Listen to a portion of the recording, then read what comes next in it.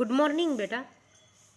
નાણાકીય પત્રકોનું વિશ્લેષણ ભાગ 2નું પ્રકરણ નંબર 4માં આપણે ખાસ કરીને જોયું હતું કે નાણાકીય વિશ્લેષણોના પ્રકાર, જેમાં 3 રીતે નાણાકીય વિશ્લેષણ થાય છે: પક્ષકારના આધારે, આડા ઊભા સ્વરૂપે કે પછી સમયના આધારે. જો એ દરેકે દરેક પ્રકારને આપણે ઉપયોગમાં લઈએ તો ખાસ કરીને ઉપયોગમાં લેવા માટે નાણાકીય પત્રકોના વિશ્લેષણના જે સાધનો જે છે, ટૂલ્સ જે છે, તેનો ઉપયોગ કરવો ખાસ જરૂરી છે.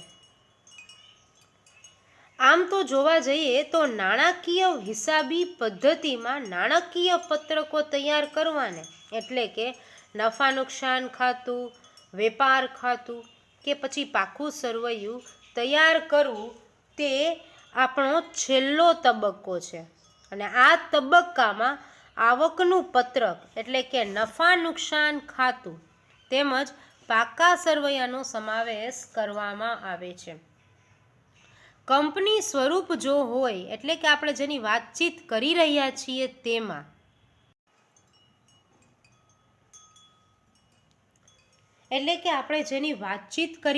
છીએ તેમાં રોકડ પ્રવાહ પત્રક પણ ધ્યાનમાં લેવાય છે, પરંતુ તેના વિશે ચર્ચા આપણે આના પછીના પ્રકરણની અંદર કરશું જ. તો અત્યારે માત્ર ખાલી નામ રોકડ પ્રવાહ પત્રકને યાદ રાખવાની કોશિશ કરશું. આ નાણાકીય પત્રકોમાં ખર્ચની, ઉપજની, મિલકતોની, દેવાની વિગતો રૂપિયામાં દર્શાવેલ હોય છે. જેમ કે જે તે દેશના ચલણમાં દર્શાવેલ હોય. આપણે અહીં રૂપીઝનું ચલણ છે તો રૂપીઝ, બરાબર છે. અમેરિકા હોય તો ડોલર છે તો ડોલર, બરાબર. તો કહેવાનો મતલબ એ બાબતનો કે નાણાકીય પત્રકોની અંદર ખર્ચ, ઉપજ, મિલકતો અને દેવા દર્શાવવામાં આવે છે. આ તમામ વિગતો કાયદાકીય રીતે નાણાકીય પત્રકોમાં દર્શાવાય છે.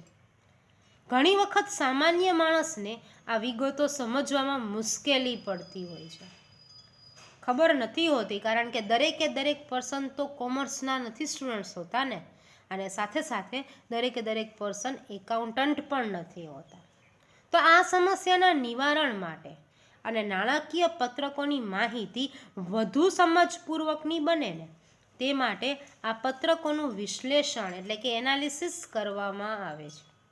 અને આ વિશ્લેષણ માટે એક કરતાં વધુ વર્ષો અંગેની માહિતીનો ઉપયોગ કરવામાં આવે છે. ને એક વર્ષના બીજા વર્ષોની સાથે કમ્પેરિઝન કરીને તેનું વિશ્લેષણ કરવામાં આવે છે. આ વિશ્લેષણ માટે જે એક કરતાં વધુ વર્ષો અંગેની માહિતીનો ઉપયોગ કરવામાં આવે છે ને, ત્યારે આ પ્રક્રિયા માટે વિવિધ સાધનો વિકસાવવામાં આવ્યા છે. તેમના ઉપયોગ દ્વારા વિશ્લેષણ અંગેની કાર્યવાહી કરવામાં આવે છે, જેમાં તુલનાત્મક પત્રકો, સમાન માપના પત્રકો અને ગુણોત્તર વિશ્લેષણનો સમાવેશ થાય છે. આપણે આ પ્રકરણની અંદર સમાન માપના પત્રકો અને તુલનાત્મક પત્રકો અંગે ચર્ચા કરવાના છીએ, જ્યારે ગુણોત્તરના વિશ્લેષણ એટલે કે આપણે આના પછીનું પ્રકરણ 5ની અંદર ડેપ્થમાં ચર્ચા કરશું. તો તુલનાત્મક પત્રકો અને સમાન માપના પત્રકોની સમજૂતી આપણે હવે મેળવશું. નાણાકીય પત્રકોની તુલના છે ને મોસ્ટ ઓફ તો 2 રીતે થાય, જેની અંદર આપણને જોવા મળે કે તુલનાત્મક પત્રકો દ્વારા અને નંબર 2 સમાન માપના પત્રકો દ્વારા. તુલનાત્મક પત્રકો દ્વારા પણ નાણાકીય પત્રકોની જે તુલના કરવામાં આવે છે તેમાં બંને એટલે કે નફા નુકસાનનું પત્રક અને પાકું સરવૈયું, અને સમાન માપના પત્રકો દ્વારા પણ નફા નુકસાનનું પત્રક અને પાકું સરવૈયું બંનેની સરખામણી કરવામાં આવે છે. આમ તો જોવા જઈએ તો તુલનાની પ્રક્રિયા માટે ઓછામાં ઓછા 2 વર્ષોની નાણાકીય માહિતી જરૂર પડે છે. જેમ કે કરંટ યર એટલે કે ચાલુ વર્ષ અને એનું જ બેઝ યર એટલે પાછળનું જે ગયું વર્ષ જે છે તે બંને વર્ષની નાણાકીય માહિતી ખાસ જરૂરી પડી રહે છે. તુલના કરવાથી એ નિર્ધારિત સમયના વિકાસની માહિતી મળે છે કે આપણે ખરેખર ડેવલપમેન્ટ કર્યું છે તો કેટલું કર્યું છે. આપણે એકના માર્ક હોય અને સાથે બીજા સ્ટુડન્ટ્સના માર્ક હોય, બે સ્ટુડન્ટ્સના માર્કને આપણે કમ્પેર કરીએ ને તો આપણને ખબર પડે કે આપણે કયા લેવલ ઉપર છીએ. બાકી આપણે એકનું જ ખાલી જોયા રાખતા હોઈએ તો આપણને આપણા લેવલની કશી જ ખબર પડે નહીં.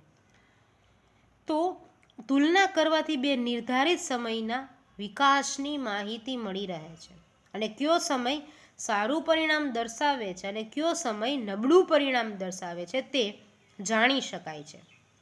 તુલનાત્મક પત્રકોમાં 2 અથવા 2 કરતાં વધુ વર્ષોના આવકના પત્રકો અથવા કે પછી અને પાકા સરવૈયાની વિગતોની તુલના કરવામાં આવે છે.